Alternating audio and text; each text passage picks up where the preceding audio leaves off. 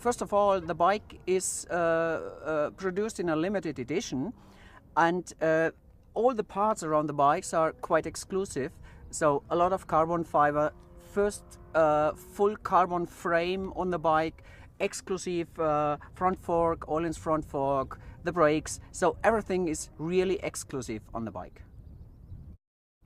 When I did my first laps on the bike, I immediately realized that I feel comfortable quite easily.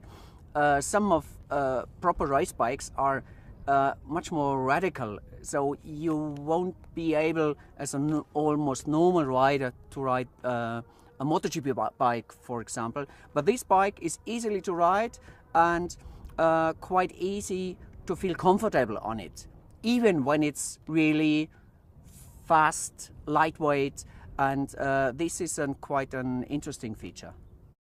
You will find almost exactly the electronic feature like on a real race bike, which is mainly the traction control.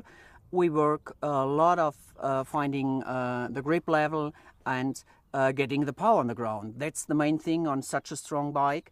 And this feature, for example, a launch control is standard on the bike.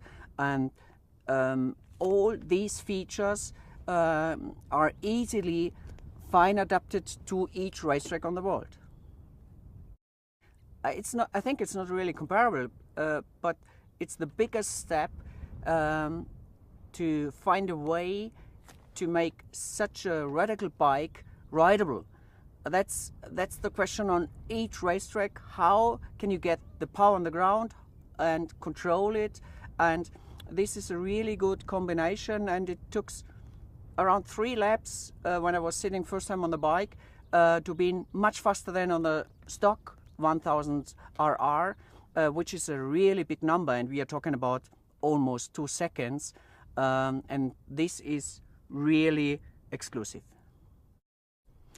It's almost about more power, but as a racer, the biggest question was in the past, how could you get the power on the ground? And with the electronic details on the bike are so fine-tuned that it's quite easy to get the power on the ground, to control it, and to feel comfortable on the bike. And at the end, when you arrive at a corner with more than 300 kilometers per hour, it's easy with these brakes to control the speed into the corner. So it's the full package you will need.